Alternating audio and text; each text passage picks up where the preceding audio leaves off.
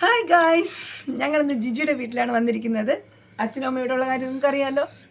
ഞങ്ങൾ അമ്മയ്ക്ക് അനുഭവം ഒരു ചലഞ്ച് കൊടുത്തിട്ടുണ്ട്, ഒരു കവിത.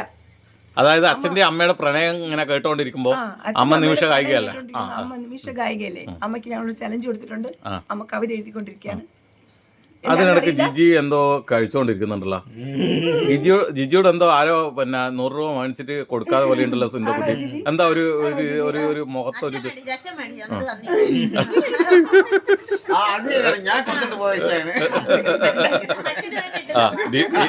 അമ്മക്ക് പണി കൊടുത്തിട്ട് ദീപു ഇവിടെ വെറുതെ ഇരിക്കുന്നുണ്ട്. മക്കളെ, നിങ്ങൾ ഒരു കാര്യം ചെയ്യണം. ഇതാ 1:30 ആണ് ഇപ്പൊ സമയം, പുലർച്ചെ 1:30. ഇവര് ഞങ്ങൾ ഉറങ്ങാനും പെടുത്ത് പിള്ളേര് ഉറങ്ങിയില്ല. ഇതാ കേട്ടാ, പിള്ളേർക്ക് വേറൊരു ആഘോഷം, അവർക്ക് സ്കൂൾ അടച്ച ആഘോഷം. ഞങ്ങൾക്ക് ഒന്നും അറിയാതെ പിന്നെ ഒരു കഥാനായിക ഇവിടെ കഥ എഴുതിക്കൊണ്ടിരിക്കുകയല്ല.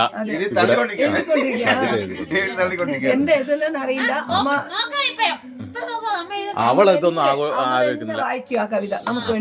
അപ്പോൾ അവള് തന്നെ വായിക്കുകയാണ്. അവള് എഴുതിക്കൊണ്ടിരിക്കുകയാണ് ഗൈസ് മക്കളെ.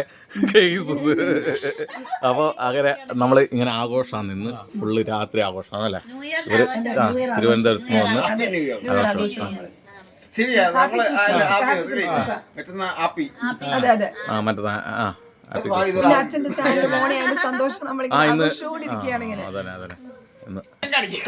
അപ്പൊ മക്കളെ, അമ്മ കവിത എഴുതി കഴിഞ്ഞിട്ടുണ്ട് അല്ലേ? എഴുതി കഴിഞ്ഞിട്ട് എന്നാ അമ്മയുടെ കവിത നമുക്ക് അമ്മ പാടിക്കോ. അമ്മയുടെ കവിത അമ്മ തന്നെ പാടണം.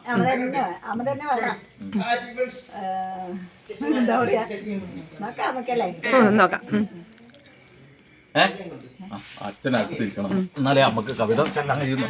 പിള്ളേര് പറഞ്ഞു അങ്ങനെ പറഞ്ഞു. അവള് പറഞ്ഞു മനസ്സിന്റെ കിളിവാതിൽ തുറന്നരാവ് കേട്ടാക്കൊന്നും കേട്ടിരിക്കോ വേണ്ട.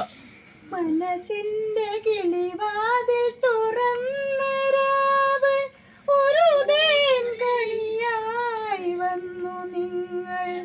ഒത്തിരി സ്നേഹവും ഒത്തിരി മധുരവും എൻ മനസ്സിൽ പകർന്നു നിങ്ങൾ.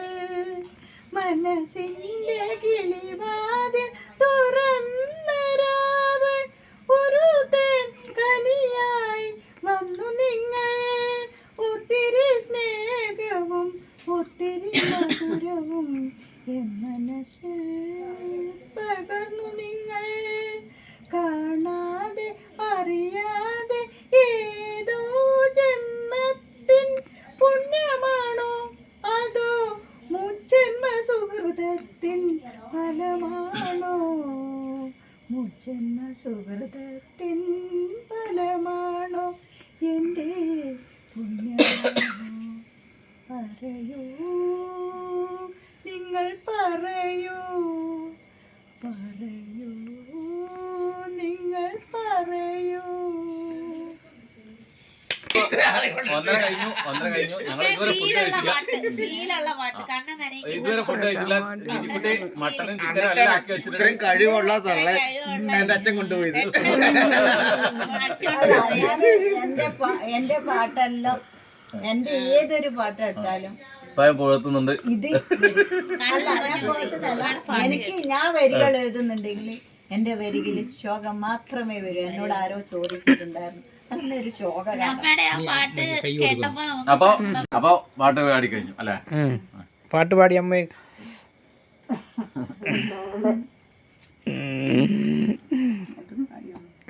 ഡിച്ചൂസ് പറയുന്ന അവളെ തലക്കെട്ടൊന്ന് കൊടുക്കണം അവളെ. ഞാന് എന്താ ഞാൻ എങ്ങനെ പാടണ്ട മക്കളെ? വേണം. കാരണം ജിജി മോളത് അവിടെ വെക്ക്. പക്ഷെ അവള് അച്ഛൻ അവൾക്ക് ആശ കൊടുത്തതാ. അതുകൊണ്ടാ.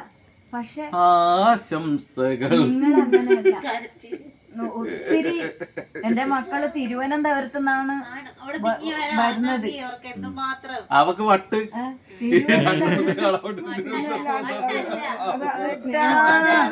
അവക്ക് വട്ട് തിരുവനന്തപുരത്ത് ദൂരത്തത് ഇങ്ങനെ രണ്ട് ഇപ്പോഴാണ് ഞങ്ങക്ക് ഞങ്ങളെ വില മനസ്സിലായി. ഇത്രയും ദൂരത്തുനിന്ന് വരാൻ പറ്റി.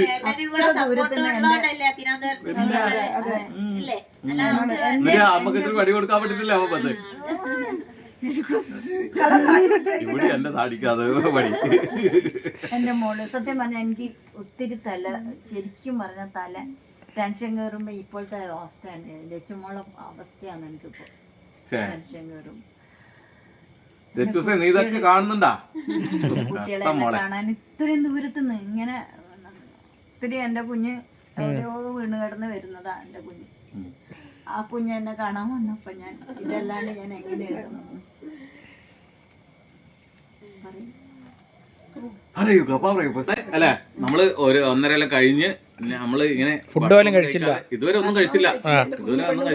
ജിജി പറയുന്നത് ഈ കാലമാടൻ അച്ഛനൊന്ന് എടിച്ചാല് ഇത് കഴിക്കരുത്. അവള് മട്ടനും ചിക്കനും ബീഫ് എന്തൊക്കെയോ ഉണ്ടാക്കി വെച്ചിട്ടുണ്ട്. കുറെ ഐറ്റംസ് ഉണ്ട്. മീനത് എനക്കും അതല്ലേ പറ്റും. അപ്പൊ ഒരുപാട് ഫുഡൊക്കെ ഉണ്ടാക്കി വെച്ചിട്ടുണ്ട്. അത് കഴിക്കാം. എല്ലാവർക്കും ഗുഡ് നൈറ്റ്. അപ്പൊ ഞങ്ങള് കഴിക്കുന്നത് ഞങ്ങള് 1.5 കഴിച്ചിട്ട് വീണ്ടും ഇരിക്കുന്നു. ഓക്കെ.